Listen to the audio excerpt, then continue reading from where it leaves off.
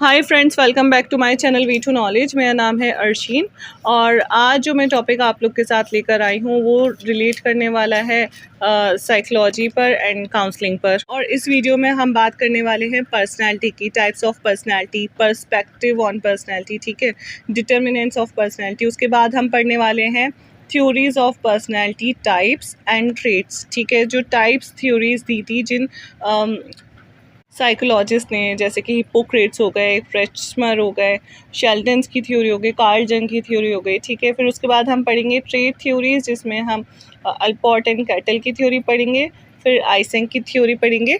उसके बाद मैं कवर करने की कोशिश करूँगी इसमें प्रोजेक्टिव टेस्ट की भी, कि किस तरह से टेस्ट जो आइडेंटिफाई किए गए हैं आइडेंटिफाई करने के लिए पर्सनैलिटीज़ पर।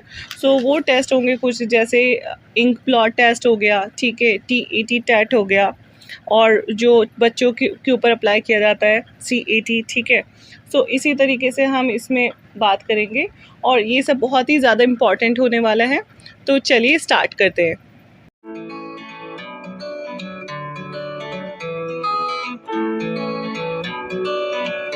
सबसे पहले हम बात करेंगे नेचर ऑफ पर्सनैलिटी की। पर्सोना एक लैटिन वर्ड है जिसका मतलब होता है मास्क, जो कि रेफर करता है एक सोशल फेस और द आउटवर्ड अपीयरेंस से, जो कि हर इंसान ने अडॉप्ट कर रखा है। इसी वजह से जब भी हम किसी नए इंसान से मिलते हैं तो स्टार्टिंग में सिर्फ हम उसे उतना जानते हैं जितना वो हमें दिखाता है। जब हम उसके साथ ज़्यादा वक्त बिताते हैं तब हमें वो चीज़ें नज़र आती हैं जो कि वो इंटरनली उसका नेचर है। कोई भी एक पर्सनैलिटी बनने के लिए बहुत सारे जो मिक्सचर्स होते हैं वो रिस्पॉन्सिबल होते हैं इसके। फॉर एग्ज़ाम्पल इमोशंस, मोटिवेशंस, उसके थॉट्स, एक्सपीरियंसेस, परसेप्शंस, एक्शंस, और सबसे ज़्यादा जो कंट्रीब्यूशन होता है किसी भी पर्सनैलिटी को वो ग्रो करने में, वो होता है उसका इंटरनल मेंटल प्रोसेस, जो कि किसी भी पर्सन का बिहेवियर बताता है। कोई भी इंसान कितना ही अपने आप को छुपा ले, जितना भी उसके इंटरनल मेंटल में जो भी चीज़ें चल रही हैं वो उसके बिहेवियर में दिखी जाती हैं। तो डिफरेंट साइकोलॉजिस्ट ने जो पर्सनैलिटी की डेफिनेशन दी है वो अपने हिसाब से एक अलग अलग डेफिनेशन दी है। अब जैसे कार्ल रॉजर्स ने एक अलग डेफिनेशन दी है पर्सनालिटी की। उनका कहना है कि हमारा जो परसेप्शन होता है खुद को लेकर के, वो बेस्ड होता है फीडबैक जो कि हम दूसरों से रिसीव करते हैं खुद के लिए, और कब से, बचपन से ही, चाइल्डहुड से। इसी तरह एरिक्सन ने कहा है, उनके अकॉर्डिंग उनका कहना है कि कोई भी इंडिविजुअल है वो अपनी लाइफ की डिफरेंट स्टेजेस पर नंबर ऑफ क्राइसिस के साथ गुजरता है, और उन क्राइसिस को डील करने के बाद एक पर्सनालिटी जो है वो पॉजिटिव वे में भी निकल के आ सकती है और एक नेगेटिव वे में भी निकल के आ सकती है। हो सकता है कि वो अपने, कोई भी शख्स है वो अपने क्राइसिस को अच्छे से डील ना कर सके, ठीक है, फिर वो बहुत ज़्यादा पेसिमिस्टिक हो जाए और उसके बाद उसकी जो थिंकिंग है वो नेगेटिव होती चली जाए, और इसी तरह उसका एक अपोजिट रिजल्ट भी आ सकता है। इसी तरह जॉर्ज केली है, उनका कहना है कि personality as the individuals unique way of making sense out of life experiences. इसी तरह रेमंड कैटल हैं, उन्होंने किसी भी पर्सनालिटी को आइडेंटिफाई करने के लिए एक 16 सोर्स ऑफ ट्रेट्स बताए हैं। इसी तरीके से जो अल्पोर्ट हैं, उन्होंने भी 1936 में अपनी जो पर्सनालिटी है, मतलब जो पर्सनालिटी होती है उसकी भी डेफिनेशन दी थी। तो उनकी डेफिनेशन कुछ इस तरीके से थी, the sum total of all the biological innate dispositions, impulses, tendencies, aptitudes and instincts of the individual and the acquired disposition and tendencies acquired by experiences। तो उनके अकॉर्डिंग ये डेफिनेशन थी किसी भी पर्सनालिटी की। चलिए अभी हमने जान लिया नेचर ऑफ पर्सनालिटी और what other thinkers says about personality, ठीक है। अब हम बात करते हैं पर्सपेक्टिव ऑन पर्सनालिटी की। यहाँ पे हम बात करेंगे क्लाकॉन एंड मुरे की, जिन्होंने पर्सनालिटी को अंडरस्टैंड करने के लिए उनके 3 लेवल्स बताए हैं। और वो जो 3 लेवल्स हैं ह्यूमन बीइंग को अंडरस्टैंड करने के, पर्सनालिटी को अंडरस्टैंड करने के, वो कुछ इस तरह से हैं। फर्स्ट है the human nature level, the level of individual and group differences. Third है द इंडिविजुअल यूनिकनेस लेवल। तो फर्स्ट में like all others, like some others and like no others. तो अब हम इसे थोड़ा सा और समझ लेते हैं। तो सबसे पहले जब हम बात करते हैं लाइक ऑल अदर्स, तो इसमें क्या हो गया, इसमें हम एक ह्यूमन नेचर जान रहे हैं जो कि हर इंसान की नीड है। तो यहाँ पे जैसे मैं आपको एग्जांपल दे देती हूँ, जैसे फिजियोलॉजिकल नीड हो गई, जैसे need for food, shelter and safety, ठीक है। और दूसरी तरह की नीड हो गई हमारी psychological need, such as a need for love, belongings and self esteem, अपनों को लेके जो प्यार हो गया, या फिर मैरिज हो गई, जो भी एक ह्यूमन नेचर है उस पे बात चल रही है। फिर जो सेकंड लेवल है हमारा लाइक सम अदर्स, तो इसमें बात चल रही है एक ग्रुप की, एक सोशल ग्रुप की, जैसे कि कल्चर हो गया। ये फोकस करता है कि कोई भी इंडिविजुअल है वो जिस जगह पे रह रहा है, जो भी उसकी सोसाइटी है, एक तरह से उसके फीचर्स उसके अंदर डेवलप होंगे किसी भी बच्चे में। जैसे कि कल्चर हो गया, एथनिसिटी हो गई, सोशियो इकोनॉमिक स्टेटस हो गया, हमारा रिलीजन हो गया और जेंडर हो गया। तो इंसान जिस सोसाइटी में पल रहा है, उसकी अपब्रिंगिंग हो रही है, एक वो वाला इम्पैक्ट जो एक पर्सनालिटी पे पड़ता है, उसकी बात हो रही है। अब लास्ट है like no others, the individual uniqueness level. अब क्या है कि हर कोई मतलब सिमिलर है, सब कुछ समझ में आ गया, लेकिन हर किसी की जो लाइफ जर्नी होती है वो बिल्कुल अलग होती है। किसी ने अपनी ज़िंदगी में तकलीफ़ ज़्यादा देखी होती है, स्ट्रगल ज़्यादा देखा होता है, और किसी ने बिल्कुल नहीं देखा होता। वो उनको कुछ नीड नहीं होती, क्योंकि वो बहुत ज़्यादा अपर मिडिल क्लास के लोग हो जाते हैं, ठीक है। ऐसा नहीं है प्रॉब्लम्स उनकी लाइफ में नहीं है, उनकी भी लाइफ में प्रॉब्लम्स होती है, उनके एक्सपीरियंस अलग होते हैं, उनका लॉस अलग होता है, प्रॉफिट अलग होता है। लेकिन किसी किसी भी इंसान की जो पर्सनैलिटी है उसको शेप करता है उसका पर्सनल हिस्ट्री, उसकी चॉइस, उसके यूनिक एक्सपीरियंसेस। ऐसा होता है ना, जैसे इस्लामी एरियाज़ में जिस तरह से बच्चे बड़े होते हैं, तो उन पे बहुत ज़्यादा गलत इम्पैक्ट पड़ता है। उनका फोकस बहुत सारे बच्चों का पढ़ाई में नहीं होता, ना कि उनको उतनी सहूलियत मिल सकती है कि वो स्टडी कर सकें, एजुकेशन हासिल कर सकें। लेकिन तब भी उनमें से कोई एक ऐसा बच्चा निकल जाता है जो कि सबकी लाइफ बदल देता है, अपने घर पूरा बदल के रख देता है। तो इससे समझ में आता है कि हाँ, हर किसी का एक इंडिविजुअल एक्सपीरियंस होता है, एक खुद की एक यूनिकनेस होती है, खूबी होती है, एक कहानी भी होती है। तो इस तरह से ये वाला हमारा सेक्शन हो गया। चलिए आगे बढ़ते हैं। अब हम बात करते हैं डिटर्मिनेंट्स ऑफ पर्सनैलिटी की। जैसे कि हम जानते हैं कि human personality is a product of both heredity and environment, मतलब जो कि उसने इनहेरिट किया है अपनी जीन्स में, अपने पेरेंट्स से और अपने फोर फादर्स से। तो इसी तरीके से दूसरी तरफ जो रिस्पॉन्सिबल होता है किसी भी पर्सनैलिटी को शेप करने में, वो उसका एनवायरनमेंट होता है।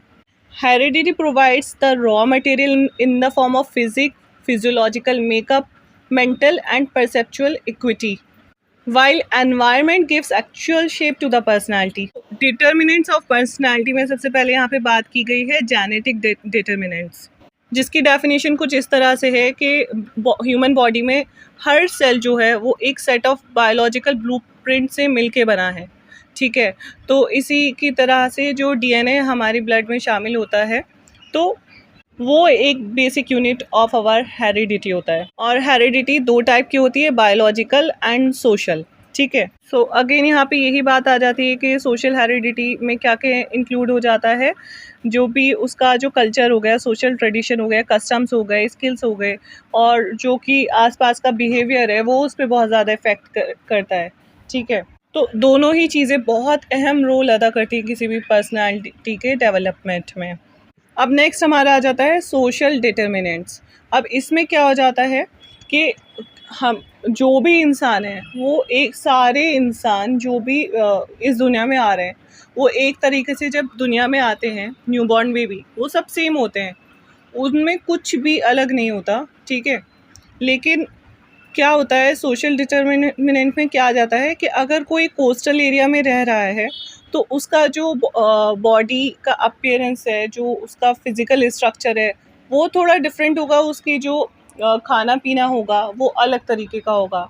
इसी तरह जो माउंटेन एरियाज़ में रह रहा है, हिली रीजन्स में रह रहा है, वो उसका जो एक मतलब सोशल जो बैकग्राउंड है वो अलग होगा।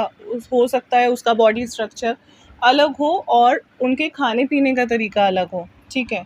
तो ये हमारा आ जाता है सोशल डिटर्मिनेंट में। अब नेक्स्ट सबसे इम्पॉर्टेंट बात है, जो भी किसी भी एक पर्सनालिटी को डेवलप करने में मदद करता है, सबसे बड़ी बात होती है घर से, रोल ऑफ द होम।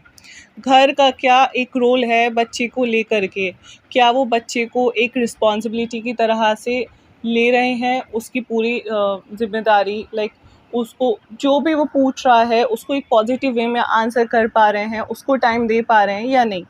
ऐसा नहीं होता कि बच्चे एक दुनिया में आ गए बस उतना काफ़ी है, उसका ध्यान रखना और एक अच्छी पर्सनैलिटी उसको बनाना, उसमें बहुत ज़्यादा मेहनत लगती है, ठीक है। फिर नेक्स्ट आ जाता है हमारा रोल ऑफ द स्कूल, क्योंकि school is a second home for every kids. तो अमूमन एक 3 या 4 साल से लेके पूरे 18-19 साल तक एक बच्चा स्कूल जा रहा है, तो वहाँ का एनवायरनमेंट उस पे बहुत ज़्यादा अडेप्ट करेगा, ठीक है। फिर आता है रोल ऑफ द टीचर पे, टीचर किस तरीके से बच्चों के साथ इंगेज है, उनको किस तरह से सिखा रहे हैं, ठीक है, उनका रोल होता है। फिर अदर डिटर्मिनेंट्स क्या हो गए, लैंग्वेज हो गई, सोशल रोल हो गया, सेल्फ कॉन्सेप्ट हो गया, और आइडेंटिफिकेशन हो गया। इसमें बात होती है किसी भी आइडेंटिटी, इंसान की कोई भी एक आइडेंटिटी कैसे बनती है, मोस्टली वो रिएक्ट करता है अपने पेरेंट्स की तरह से। जो उसके पेरेंट्स जिस तरीके से बात करेंगे वो उसको सीखता है। तो उनके घर में जो पेरेंट्स का जो बिहेवियर पैटर्न है और उनके सिबलिंग्स का, ठीक है, वो बहुत बड़ा रोल प्ले करते हैं। उनका उठना बैठना, उनके बात करने का तरीका, उनके चलने का तरीका, दूसरों से बात करने का तरीका, जो भी पेरेंट्स कर रहे होंगे वो ही बच्चा इमिटेट करेगा। तो ये क्या होता है, the identification becomes an important determinant in the development of the personality. फिर नेक्स्ट होता है हमारा इंटरपर्सनल रिलेशंस। इसमें क्या होगा, किसी भी एक सोसाइटी में एक दूसरे से किस तरह के रिलेशंस हैं। अब जैसे होता है कि बहुत सारे लोग होते हैं, उनका इतना जॉली नेचर होता है कि अपने नेबर्स में भी सबसे बातचीत है, हर कोई उनको जानता है, ठीक है। और वहीं दूसरी तरफ ऐसे लोग होते हैं जो कि बिल्कुल नहीं पसंद करते कि उनके घर में कोई एंटर कर जाए या वो किसी और के घर जाए, वो खुद में रहना पसंद करते हैं, और कोई भी अगर आता है तो उससे इरिटेशन होती है। तो इससे क्या होता है, ये भी बहुत बड़ा रोल प्ले करता है किसी भी बच्चे के लिए। अगर उस घर में बच्चा है जिनके पेरेंट्स को पसंद नहीं है ना तो खुद किसी के घर जाना और ना ही किसी को बुलाना, तो वो भी वही सीखेगा वो। और ये एक क्या हो जाएगा उसके लिए, हो सकता है वो और ज़्यादा नेगेटिव वे में इसको ले जाए, ठीक है, आइसोलेट करे खुद को, बिल्कुल ही एक तन्हा रहना पसंद हो जाए उसे, एंग्जाइटी होने लगे लोगों से मिलने से।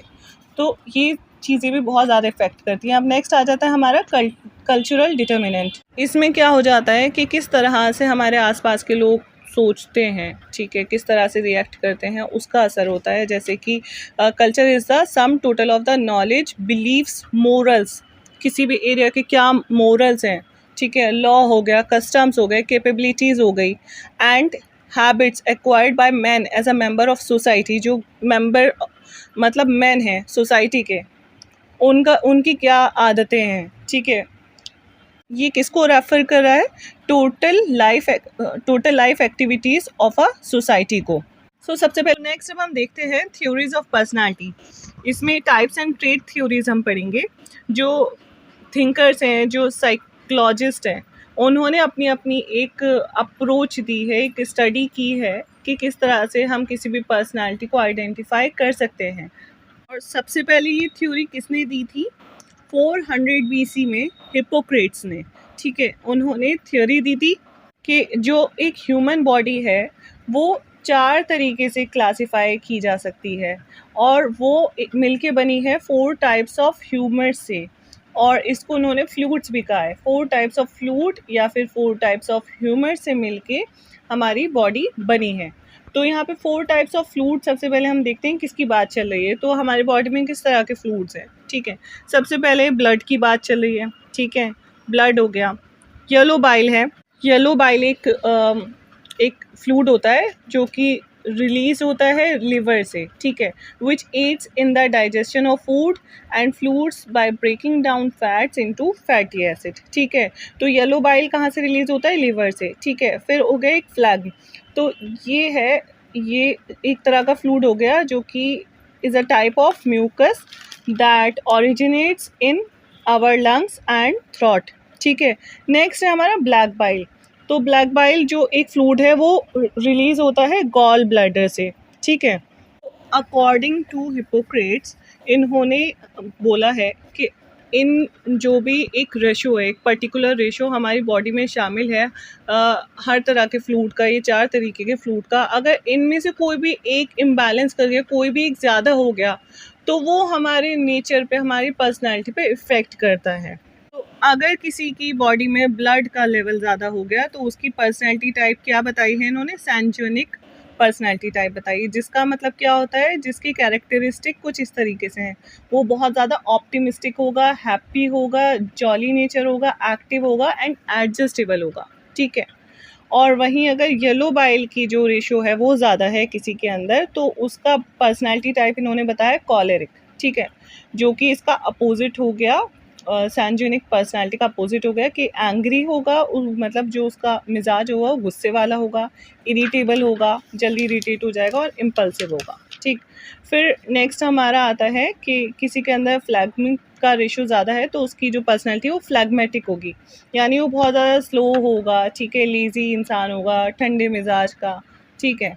और वहीं ब्लैक बाइल का अगर रेशो ज़्यादा हो गया तो उसकी पर्सनैलिटी कही है कि मेलंकॉलिक होगी। मेलंकॉलिक मतलब हो गया सैड, उदास, जो पैसिमिस्टिक, हमेशा मतलब जो नेगेटिव सोचते हैं, ठीक है, डिप्रेस्ड रहते हैं, वो इनका एक कैरेक्टरिस्टिक हो जाएगा, ठीक है। तो आई होप कि ये थ्योरी आप लोग को समझ आ गई होगी। अब आगे की तरफ हम बढ़ते हैं। फिर अब हम आगे बढ़ते हैं किसकी तरफ? क्रेचमर की तरफ, ठीक है। 1921 में इन्होंने अपनी एक थ्योरी दी थी, ठीक।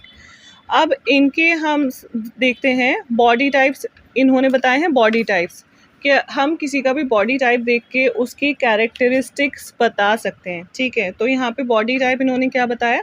Having plum body. तो किसी का अगर प्लम बॉडी, मतलब जो उसका अपीयरेंस, जो उसका स्ट्रक्चर है, अगर उसका स्ट्रक्चर प्लम है तो उसका जो टाइप उन्होंने टाइप बताया वो है पिकनिक, ठीक है। जिसके कैरेक्टरिस्टिक्स क्या हो गए? Social, jolly, good नेचर्ड, easy going, popular, ठीक है। फिर नेक्स्ट है हैविंग स्लेंडर टाइप, जो कि एस्थेनिक में आ गया, ठीक है, जिसका स्लेंडर शेप हो गया बॉडी का। वो कैसे होंगे? वो वीक होंगे, थिन होंगे, ठीक है, वो सेंसिटिव होंगे, बहुत ज़्यादा पैसिमिस्टिक रहेंगे, अनसोशेबल रहेंगे, और हो सकता है कि मतलब शाय रहते हैं जो बहुत ज़्यादा, ठीक है, अपने अंदर कॉन्फिडेंस नहीं होता, ठीक। नेक्स्ट है हमारा एथलेटिक। एथलेटिक में क्या हो गया? एक बैलेंस बॉडी हो गया, ठीक है, टाइप हो गया एथलेटिक, और जिसकी बॉडी जो है वो बैलेंस में, तो वो कैसे हैं? वो स्ट्रांग होंगे, एनर्जेटिक होंगे और ऑप्टिमिस्टिक होंगे। फिर लास्ट हमारा उन्होंने दे दिया डिस्प्लास्टिक, ठीक है, जो कि एक अनयूजुअल बॉडी शेप हो गया, ठीक है। तो ये क्या होगा? इनका जो कैरेक्टरिस्टिक रहेगा वो मिक्स टाइप होगा, सोशल भी होंगे, गुड भी होंगे एंड समटाइम्स सेंसिटिव भी होंगे, पेसिमिस्टिक भी होंगे, कभी एनर्जेटिक होंगे और कभी बहुत ज़्यादा शाय होंगे, ठीक है। तो ये मिक्स टाइप हो जाएगा। अब जिस तरीके से बॉडी टाइप बताया है क्रेचमर ने, उसी तरह से शेल्डन ने भी अपनी एक थ्योरी दी है बॉडी टाइप को लेकर के। इन्होंने भी बताया कि 3 तरह के बॉडी टाइप्स पे बात की इन्होंने। एक है सॉफ्ट, राउंड एंड फैटी, ठीक है। एक हो गया मस्कुलर एंड स्ट्रॉन्ग, और लास्ट है थिन एंड टॉल, ठीक है। तो ये बॉडी टाइप से लेके उन्होंने जो पर्सनालिटी टाइप बताया वो है एंडोमॉर्फिक, मेसोमॉर्फिक एंड एक्टोमॉर्फिक, ठीक है। अब इसकी कैरेक्टरिस्टिक्स पे अगर हम आ जाएं तो एंडोमॉर्फिक टाइप पर्सनैलिटी का जो बॉडी टाइप होगा वो क्या होगा? सॉफ्ट, राउंड एंड फैटी, ठीक है। और कैरेक्टरिस्टिक्स क्या हो जाएंगे? वो बहुत ज़्यादा सोशेबल होंगे, एक्सट्रोवर्टिव होंगे, अफेक्शनेट होंगे, लव टू इन्जॉय, मतलब इन्जॉय करना, किसी किसी को बहुत ज़्यादा पसंद होता है इन्जॉय करना, ठीक है। वहीं दूसरी तरफ वो थोड़ा आइसोलेट रहते हैं, ठीक है, नहीं पसंद होता, थोड़ा नेगेटिविटी में जीते हैं, दूसरों के अंदर नुक्स निकालते हैं, जिसकी वजह से वो अलग अकेले होते चले जाते हैं, ठीक है। तो ये जो हो गया, जो बहुत ज़्यादा सोशल एक्सट्रोवर्ट होंगे उनका बॉडी टाइप कैसा होगा? सॉफ्ट, राउंड एंड फैटी, ठीक है। नेक्स्ट हमारा बॉडी टाइप आ गया मस्कुलर एंड स्ट्रॉन्ग, ठीक है। तो ये पर्सनैलिटी टाइप हो गई हमारी mesomorphic.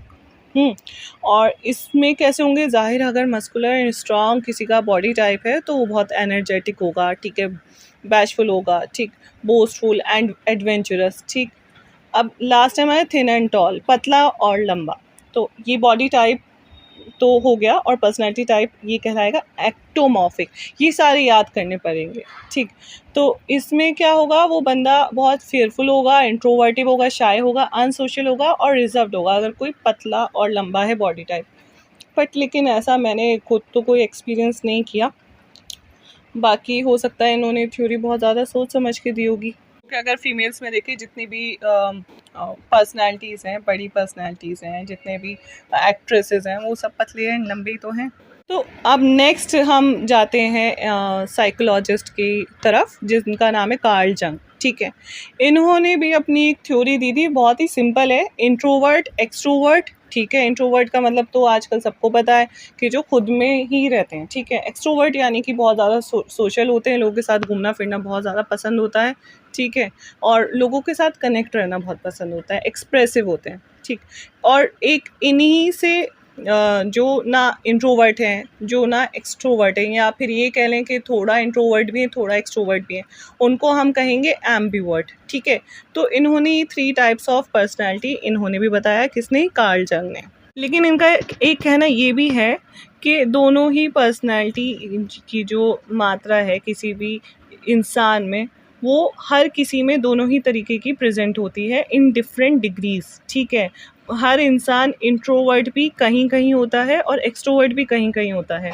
No one is pure extrovert और प्योर इंट्रोवर्ट। और मेजोरिटी ऑफ पीपल आज के टाइम पे क्या है, वो एक बैलेंस है इन दोनों का ही, यानी इंट्रोवर्ट भी और एक्सट्रोवर्ट भी। ठीक, और इन दोनों ही टाइप्स ऑफ पर्सनैलिटी का किसी भी सिचुएशन या किसी भी प्रॉब्लम को देखने का नज़रिया बिल्कुल अलग होगा। अगर कोई इंट्रोवर्ट है और वो उसको एक सेम प्रॉब्लम है, और एक्सट्रोवर्ट है उसको भी एक सेम प्रॉब्लम है, लेकिन दोनों मिलके जो भी उस प्रॉब्लम से बाहर निकलने की कोशिश करेंगे, वो दोनों अलग ही होगी। ठीक है, so 2 people may look at the same situation and come to very different conclusion. अब जिस तरीके से हिप्पोक्रेट्स ने 4 फ्लूइड्स बताए बॉडी के अंदर, 4 ह्यूमर्स बताए। ठीक है, इनमें से जिसका भी डोमिनेंस होगा, यानी कि जो भी ज़्यादा होगा, वो पर्सनैलिटी की टाइप को मतलब पर्सनैलिटी टाइप पे इम्पैक्ट करेगा। ठीक है, अब इसी तरह से कार्ल जंग ने भी बताया है, इन्होंने 4 फंक्शनल टाइप बताएं। ठीक है, इनका कहना है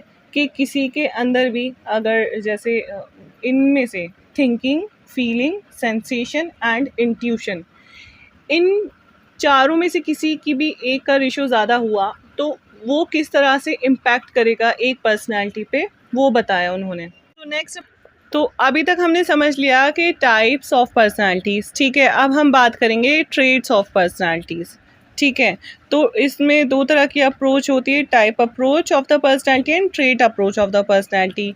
तो टाइप्स में क्या हो गया कि हमने बॉडी का अपीयरेंस या फिर जो भी तरीके हमने देखे, उन सब बॉडी टाइप्स को देख करके किसी के भी कैरेक्टरिस्टिक्स आइडेंटिफाई कर लिए कि अगर ये ऐसा दिखता है, सॉफ्ट, राउंड, या फिर ठीक है, या जो भी बॉडी टाइप है, तो वो इस तरह की नेचर का होगा, उसका ये कैरेक्टरिस्टिक होगा। ठीक है, लेकिन अब ट्रेट अप्रोच क्या है?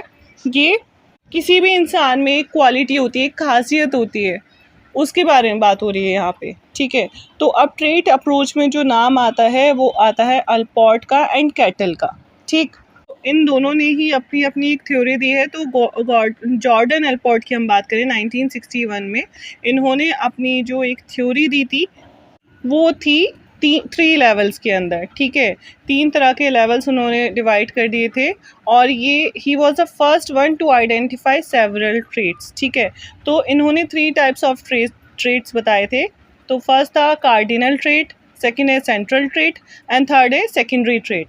अब कार्डिनल ट्रेट की अगर हम बात करें तो ये एक बहुत ही बेसिक एंड डोमिनेंट कैरेक्टरिस्टिक है जो कि किसी भी पर्सन के बिहेवियर को कंट्रोल करके रखता है।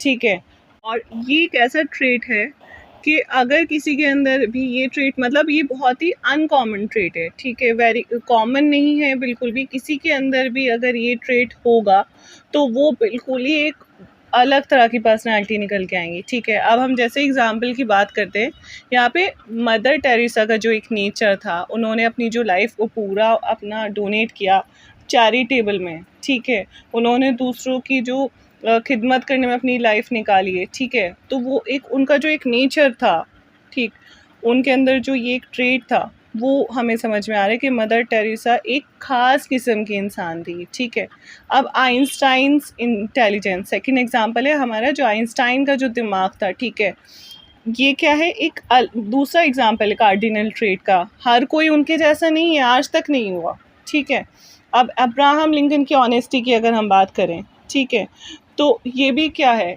ये बहुत ही ख़ास तरह की, मतलब किसी के अंदर बिल्कुल ही एक अलग ख़ासियत है, ठीक है। अब जैसे हमने चार्ल्स डिकेंस का एक कैरेक्टर अगर हम पढ़ें क्रिसमस कैरोल का, जिसमें था एबेनेज़र स्क्रूज, ठीक है, वो क्या था, बहुत ज़्यादा ग्रीडी इंसान था, ठीक है। ये क्या हुआ, ये भी एक तरह का ट्रेट है, मतलब बहुत ही किसी के अंदर की खासियत अगर हमें समझ में आ रही है, ये बहुत ज़्यादा पॉजिटिव वे में हो गई, ठीक है, और या तो बहुत ज़्यादा किसी की नेगेटिव वे में हो गई, ठीक है। अब जैसे हम हिटलर की बात करें, एडोल्फ हिटलर की, ठीक है, तो उसके अंदर एक ट्रेट क्या था, क्या खासियत थी, वो एक नेगेटिव वे में ही थी ना, ठीक है। तो रूथलेसनेस, उसके अंदर जो एक खासियत थी वो एक नेगेटिव कार्डिनल ट्रेट था, ठीक है। नेक्स्ट यहाँ पे बात की गई है सेंट्रल ट्रेट की, ठीक है। अब सेंट्रल ट्रेट क्या हो गया, उन्होंने 5 से लेके 10 ट्रेट्स बताए हैं जो कि बेस्ट डिस्क्राइब करते हैं कोई भी इंडिविजुअल पर्सनालिटी को, ठीक है। जैसे कि किसी के भी इंसान के अंदर क्या है, कोई काम है, कोई सोबर है, कोई बहुत ज़्यादा सोफिस्टिकेटेड है, फ्रेंडली है, काइंड है, ठीक है, ठीक। तो ये हमारा क्या हो जाता है, ये हमारा आ गया सेंट्रल ट्रेट में, ठीक है। अब हम बात करेंगे सेकेंडरी ट्रेट की, ठीक है। सेकेंडरी ट्रेट में क्या हो जाता है कि ये बहुत ज़्यादा लिमिटेड होते हैं, ठीक है, और बहुत ज़्यादा लीस्ट इंपॉर्टेंट होते हैं इन अंडरस्टैंडिंग इंडिविजुअल्स पर्सनालिटी, मतलब किसी भी पर्सनालिटी को आइडेंटिफाई करने में जो सेकेंडरी ट्रेट्स होते हैं वो बहुत ज़्यादा, मतलब ऐसे होते हैं कि हम उसको लेकर के किसी एक बात को लेकर के हम उसको आइडेंटिफाई नहीं कर सकते, ठीक है। अब जैसे मैं आपको एग्जांपल दे देती हूँ यहाँ पे कि कोई भी एक इंसान है, वो अगर ट्रैफिक में बैठा हुआ है तो बहुत ज़्यादा जाम लगा हुआ है, ठीक है, वो बहुत ज़्यादा इम्पेशेंट अपने आप को दिखा सकता है, ठीक है, उसको सब्र ही नहीं होगा कि कब चलेगा, बहुत ज़्यादा इरिटेट होना, ठीक है। लेकिन जनरली क्या है, वो हर सिचुएशन बहुत कामली डील करता है, ठीक है। उसको कोई भी किसी भी तरह का जो एक इरिटेशन होता है वो नहीं होता, बस उसको कब होता है, ट्रैफिक वगैरह में हो गया, ठीक है। तो अब इस चीज़ से हम उसकी पर्सनैलिटी को तो आइडेंटिफाई नहीं कर सकते ना, ठीक। तो और दूसरी तरफ हम देखते हैं कि उसे किस तरह का फूड पसंद है, ठीक है, वो किस तरह का उसका ड्रेसिंग सेंस है, ठीक है। बहुत सारे लोग होते हैं कि बहुत ज़्यादा रिच होते हैं, ठीक है, और लेकिन उतना ही सोबर उनका ड्रेसिंग सेंस होता है, ठीक। और बहुत से लोग ऐसे होते हैं कि हाँ, बहुत ही अच्छे एंड लाइक उनको शौक होता है कि वो अपनी एक जो उनके पास है, जितने वो अमीर हैं उसका शो ऑफ करें, ठीक है। तो इन चीज़ों से क्या है, हम किसी की पर्सनैलिटी को जज नहीं कर सकते, ठीक है। किसी का जो म्यूज़िक सुनने का एक होता है, किसी को म्यूज़िक बहुत ज़्यादा नॉइज़ वाला पसंद है, ठीक है, और किसी को बहुत ज़्यादा लाइक 80s के सॉन्ग पसंद है, ठीक है। तो इससे किसी की भी हम पर्सनैलिटी को आइडेंटिफाई नहीं कर सकते हैं, ठीक। अब हम बात करते हैं रेमंड कैटल की, ठीक है। इन्होंने भी कुछ अपने ट्रेट्स बताए हैं, ठीक है, और इन्होंने ट्रेट्स को डिवाइड किया है कॉमन ट्रेड्स में एंड यूनिक ट्रेड्स में, ठीक है। अब इन्होंने कॉमन ट्रेड्स की जो बात की है वो है ऑनेस्टी, कॉपरेशन, एग्रेशन, ग्रीगरियसनेस, इंटेलिजेंस, ठीक है। हर किसी के अंदर ये सारी चीज़ें होती हैं, ठीक है। और एक बात जो ये है कि हर किसी के अंदर मान लीजिए ये सारी चीज़ें होती हैं, लेकिन हर किसी के अंदर इसकी जो डिग्री होती है, मतलब इसका जो लेवल होता है वो पर्सन टू पर्सन डिफरेंट होता है, ठीक है।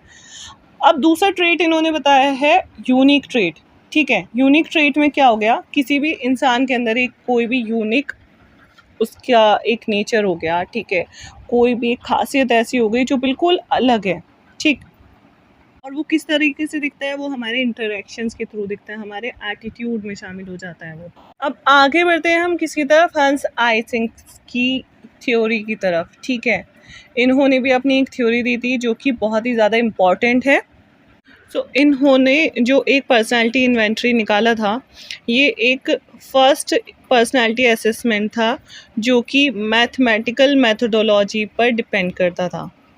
और इनकी जो 1950 की थ्योरी थी वो पर्सनालिटी को बेसिकली 2 स्केल्स में मेजर करती थी। वो थी इंट्रोवर्जन एंड एक्सट्रावर्जन, दूसरी थी स्टेबिलिटी एंड इनस्टेबिलिटी, ठीक है। जिसके कैलकुलेशन के बाद जो उन्होंने पर्सनालिटी को डिवाइड किया था वो 4 टाइप्स में डिवाइड किया था, ठीक है। तो ये जैसे एक डायग्राम है, इसके थ्रू हम समझ सकते हैं कि अगर कोई अनस्टेबल इंट्रोवर्टेड कैटेगरी में आ रहा है तो वो किस कैटेगरी में आएगा, मेलंकोलिक कैटेगरी में आएगा। और उसकी कैरेक्टरिस्टिक्स क्या होंगे, वो मूडी होगा, एंग्जियस होगा, रिजिड होगा, पेसिमिस्टिक होगा, अनसोशेबल होगा और क्वाइट होगा, क्वाइट लिविंग होगा, ठीक है। अगर हम देखें कोई अनस्टेबल एक्सट्रोवर्टेड पर्सनैलिटी है तो वो किस कैटेगरी में फॉल होगा, कॉलेरिक कैटेगरी में, ठीक है। वो कैसा होगा, बहुत ज़्यादा टची होगा, रेस्टलेस होगा, एग्रेसिव होगा, एक्साइटेबल, इम्पल्सिव, एक्टिव, ठीक है। अगर कोई भी एक पर्सनैलिटी वो फॉल करे किसमें, एक्सट्रोवर्टेड स्टेबल पर्सनैलिटी में, इमोशंस में, ठीक है, इसके बीच में जो फॉल करे वो होगी सैंचोनिक पर्सनैलिटी होगी उसकी। वो जो बंदा है वो बहुत ज़्यादा sociable, talkative, responsive, easy going, lively, care free, इस तरह का होगा। फिर अगर एक कैटेगरी आ रही है इंट्रोवर्टेड प्लस स्टेबल इमोशंस, ठीक है, वो passive, thoughtful, peaceful, control, reliable and काम होगा और वो फॉल करेगा फ्लैग्मेटिक में। तो ये इनका ट्रेट ऑफ पर्सनैलिटी था। तो एक बार हम फिर से एक रिकॉल करते हैं कि टाइप अप्रोच में जो मेनली साइकोलॉजिस्ट के नाम आते हैं तो उसमें सबसे पहले हमारा आता है हिपोक्रेट्स की थ्योरी, ठीक है। उसके बाद आता है रेचमर की थ्योरी, ठीक। फिर उसके बाद शेल्डन, कार्ल जंग। उसके बाद हमने पढ़ा था ट्रेट अप्रोच में किस किस के नाम आते हैं, ठीक है। ट्रेट अप्रोच में जो नाम था, एक था जॉर्डन एलपॉर्ट का, ठीक है। उसके बाद रेमंड कैटल का, ठीक। ये दोनों थियोरीज में आ जाते हैं, टाइप कम ट्रेट थ्योरी में आ जाते हैं, ठीक है। और एक और वीडियो है जो कि है फ्राइड के साइकोलॉजिकल साइको एनालिटिक थ्योरी, ठीक है, फ्राइड की। उस पर भी मैंने वीडियो बना ली है और अगर आप चाहें तो वो भी देख सकते हैं, ठीक है। उन्होंने जो थ्योरी दी थी वो ईगो एंड सुपर ईगो की थी, कॉन्शियस एंड सबकॉन्शियस माइंड की थी। तो उससे रिलेटेड भी आप लोग देख सकते हैं, लिंक उसका डिस्क्रिप्शन बॉक्स में मिल जाएगा। चलिए अब थोड़ा आगे की तरफ बढ़ते हैं। अब जानते हैं कि what are the types of test, projective test, जो कि साइकोलॉजिस्ट ने बनाए थे, अटैम्प्ट किए थे, ताकि वो किसी की भी मेंटल स्टेबिलिटी को आइडेंटिफाई कर सके और जज कर सके कि अगर उन्हें कोई ना कोई मेंटल इशू है, जैसे कि किसी को अगर स्किज़ोफ्रेनिया है, ठीक है। यहाँ पे सबसे पहले हम प्रोजेक्टिव टेस्ट की बात करेंगे जो कि है रॉर्शच की इंक ब्लॉट टेस्ट। और ये क्या है, इसमें 10 कार्ड्स होते हैं जो कि इंक से बने होते हैं, ठीक है। ये सिमेट्रिकल इमेज होती है और इसमें से 10 में से 5 जो कार्ड्स होते हैं वो ब्लैक एंड ग्रे कलर में होते हैं, जो 2 होते हैं वो ब्लैक कलर में होते हैं और ग्रे कलर में होते हैं, और साथ ही साथ उसमें रेड कलर भी होता है, ठीक है। और जो 3 होते हैं वो मल्टी कलर्ड होते हैं विदाउट एनी ब्लैक, ठीक। इस तरह से ये 10 कलर के कार्ड्स होते हैं जिसपे इंक के थ्रू एक इमेज दिख रही होती है, ठीक। अब इसको अटैम्प्ट कैसे करेंगे, अटैम्प्ट करने का जो तरीका वो है, जो एग्जामिनर है वो जो भी रिस्पॉन्डर है उसको ये कार्ड दिखाएगा, ठीक है। अब वो जो भी उसमें उसको दिख रहा है वो बताएगा, ठीक है। तो वो उसको नोट डाउन कर सकते हैं, पेन डाउन कर सकते हैं कि इसने ये इमेज बताई, ठीक है। उसके बाद वो दोबारा उन इमेजेस को, पहले 10 इमेजेस दिखाएगा, फिर उसके बाद रिस्पॉन्स जो भी होगा वो लिखने के बाद दोबारा कंफर्मेशन के लिए उनको वो कार्ड्स दिखाएगा, ठीक है। और उसको चेक किस तरह से किया जाता है, उस इमेज को देखने के बाद हो सकता है कि किसी को कुछ समझ ही ना आए क्या दिख रहा है, तो वो जो भी अपना एक रिस्पॉन्ड दे रहा है उस इमेज को देख करके, हो सकता है वो एक ब्लैक एरिया को देख करके अपना जो है वो रिस्पॉन्स दे रहा है, ठीक है। तो उसमें क्या होगा कि अगर वो पूरे ब्लॉट को देख करके एक अपना कुछ भी वो बयान कर रहा है तो उसको हाँ डब्ल्यू की कैटेगरी में फॉल कर देंगे, ठीक है। फिर अगर वो एक मेजर डिटेल दे रहा है उससे रिलेटेड, ठीक है, तो उसको हम डी लिख देंगे। अगर वो कुछ ऐसी डिटेल दे रहा है जो कि बहुत ही छोटी मतलब बहुत छोटी उसमें चीज़ नज़र आ रही है, बारीकी नज़र आ रही है, तो वो उसको स्मॉल डी करके लिख देंगे। फिर है अनयूजुअल डिटेल, कुछ ऐसी डिटेल जो कि अनयूजुअल है बट उसको वो दिख रहा है, तो कैपिटल एंड स्मॉल डी साथ लिखेंगे, ठीक है। अगर कोई वाइट स्पेस देख करके इमेज उसके माइंड में बन रही है तो उसको एस लिख देंगे, ठीक है। जैसे कि बताया था कि 5 जो हैं वो ब्लैक कलर की इमेजेस होती हैं, 3 जो होती हैं ब्लैक, रेड एंड ग्रे होती हैं, और 2 जो होती हैं वो कलरफुल होती हैं। तो उसको देख करके अगर कोई उसका फॉर्म क्या अपीयर कर रहा है तो उसको एफ करके कोड करेंगे।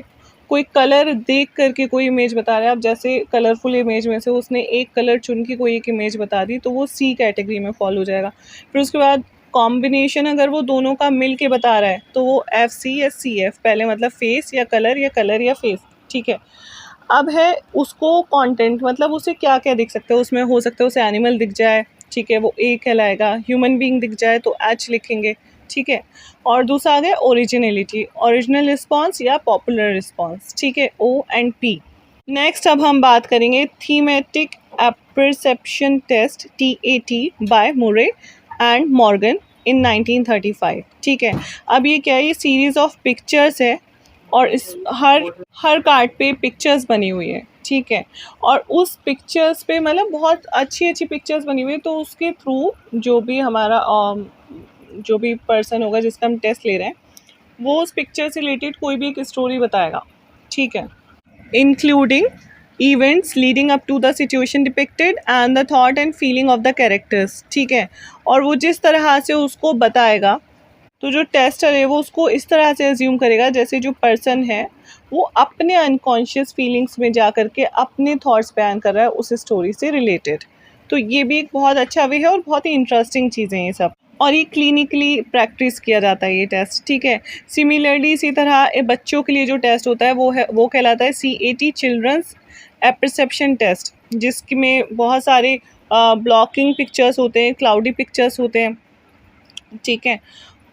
सेंटेंस कंप्लीशन टेस्ट हो गया, साइको ड्रामा, सोशो ड्रामा, ठीक है, ड्रॉ अ मैन टेस्ट हो गया, toy and doll play test हो गया, clay modelling, graphology, use of hand writing analysis to determine an individual personality. तो हैंड राइटिंग से भी बहुत लोगों की पर्सनैलिटी डिटरमाइन की जा सकती है।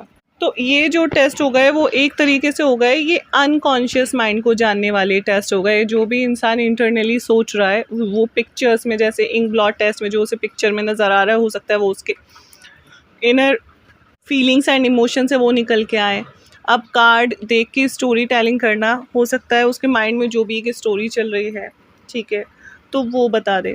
अब आते हैं दो तरीके के सेल्फ रिपोर्ट टेस्ट, जिसका नाम है MMPI, Minnesota multiphase personality inventory, जो कि इस्तेमाल होता है abnormal personality tendencies and to improve the diagnosis of individuals with mental disorders.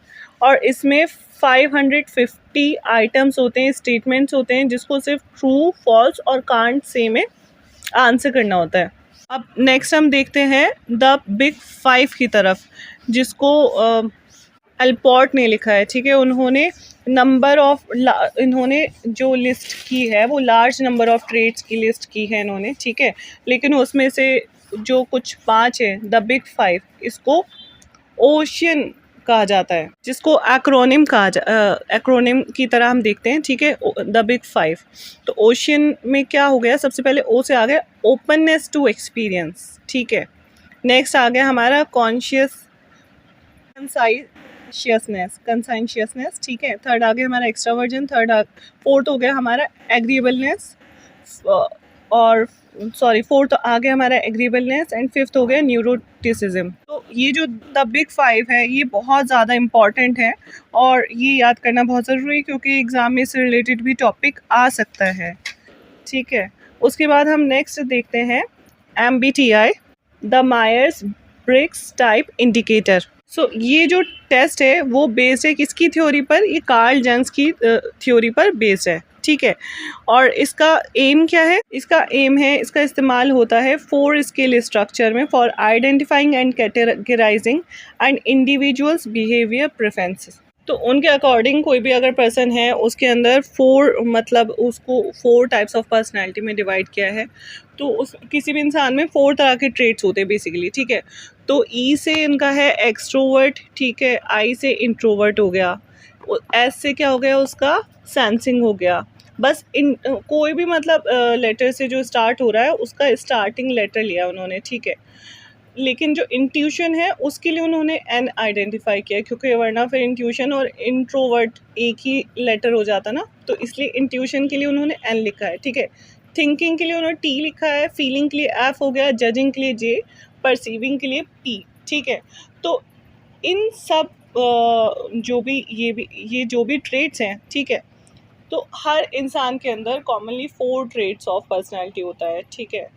तो उसको इस तरीके से उन्होंने आइडेंटिफाई किया है, ठीक। ये था आज का हमारा पर्सनैलिटी के ऊपर वीडियो, और उम्मीद करती हूँ कि आप लोगों को समझ आया होगा। अगर समझ आया तो लाइक एंड शेयर ज़रूर करें, प्लीज़ कमेंट करके भी बताएं, सो दैट आगे चल के मैं इस टॉपिक पे और ज़्यादा वीडियोस अपलोड कर सकूँ। और थैंक यू। इन